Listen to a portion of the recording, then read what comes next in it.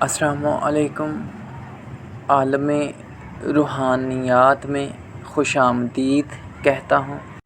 آج جو عمل آپ کی نظر کرنے جا رہا ہوں بہت خاص عمل ہے۔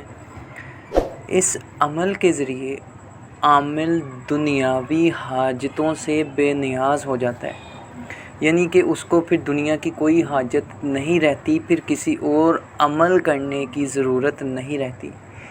اس عمل کی جو روحانیت ہے وہ دولت اور روپیہ پیسہ کی سمجھ لیں برسات ہی کر دیتی ہیں، اور اتنا پیسہ یا اتنی دولت دیتی ہیں کہ اس کی نسلیں بھی کھائیں تو کمی نہ ہو۔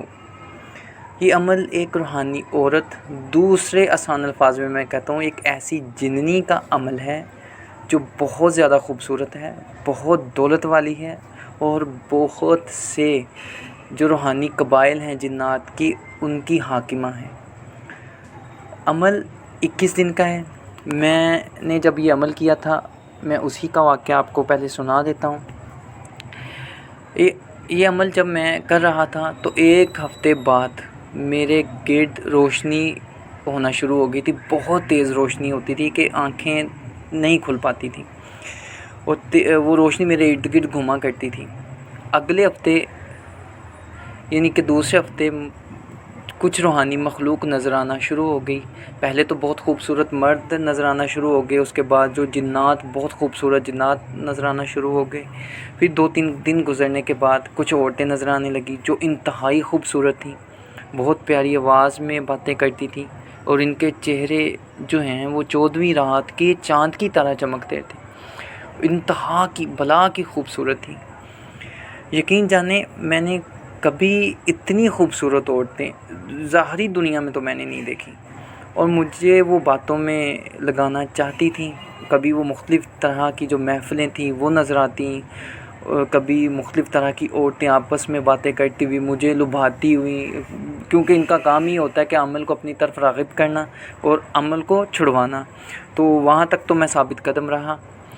پھر کچھ دن گزرنے کے بعد جب آخری ہفتہ جو شروع ہوا تو اس میں ایک عورت نظر آنا شروع ہو گئی۔ پہلے تو وہ دور سے نظر آتی تھی، یعنی کہ دور نظر آتی تھی، پھر وہ آہستہ آہستہ کمرے میں نظر آنا شروع ہو گئی، اور جب میں نے اس کو دیکھا تو اس کے چہرے سے نظر ہٹانے کو، میں اپنی بات کر رہا ہوں کہ میرا اس کے چہرے سے نظر ہٹانے کو دل نہیں کرتا تھا۔ اتنی وہ خوبصورت تھی جیسے چاند خود زمین پہ اتر آیا ہو، اور اس کے چہرے اور جسم سے نور گر رہا تھا۔ اور یہ بات میں پہلے بتا دوں، یہ عمل مرد اور عورتیں دونوں کر سکتے ہیں۔ تو اس کے چہرے اور جسم سے جو تھا نور گر رہا تھا، بالوں کی لمبائی اس کی کمر تک تھی، نیم لباس میں ہوتی تھی، یعنی کہ باریک لباس پہنا ہوتا تھا اس نے، اور اس کے جو بالیاں تھی کانوں کی اور جو سر میں جو کچھ لگاتے ہیں اس میں اس طرح سے لگتا تھا جیسے ہیرے جڑے ہوئے ہوں، موتی جڑے ہوئے ہوں، اور ان کی روشنی بہت تیز ہوتی تھی۔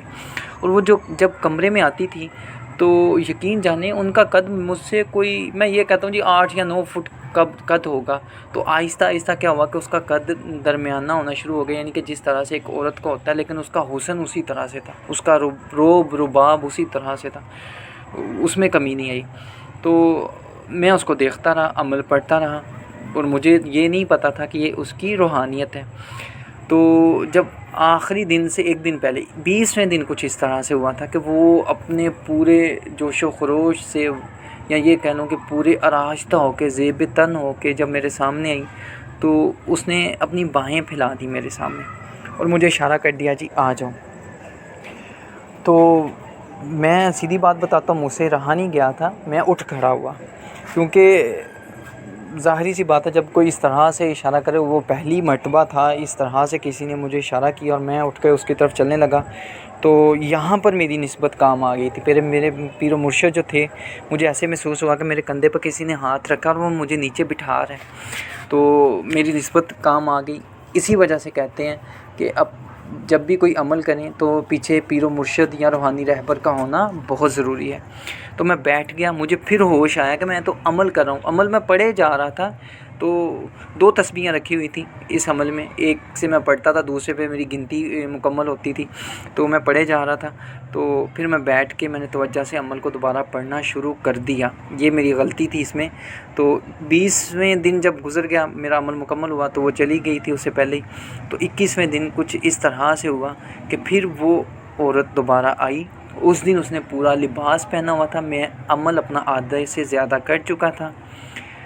اس نے آتے مجھے سلام کیا اور میں نے سر ہلا کر جو اس کو سلام کا جواب دیا. آپ زبان سے نہیں بول سکتے, جب بھی کوئی اس طرح کا معاملہ ہوتا اپنے سر سے اس کا جواب دینا. اور بعد عمل کے میں نے ان کو سلام کا جواب دیا. پھر پوچھا گیا کہ کیوں یاد کیا ہے, تو وہ کہتی تھی دولت چاہیے, عزت چاہیے, یا کس واسطے. تو میں نے تو ان کو یہ کہا جی میں آپ کا بس دیدار کرنا چاہتا تھا, اور دین و دنیاوی کاموں میں مجھے آپ کی مدد کی ضرورت ہے. تو دنیاوی کاموں میں بہت زیادہ مدد کی ضرورت ہے. تو اس عمل میں آپ صرف 2 ہی کام لے سکتے ہیں, یا تو آپ دولت لے لیں یا تو پھر آپ اس کی تسخیر لے لیں. تو یہ آپ کی مرضی پر ہے. تو میں نے ان سے قول و قرار لے لیے, وہ میں یہاں پہ نہیں بتا سکتا, مجبوری ہے. عمل اس کا بہت آسان ہے. نوچندی جمعرات سے 12 بجے کے بعد آپ نے یہ عمل پڑھنا ہے. ترک ہے مانا جلالی و جمالی.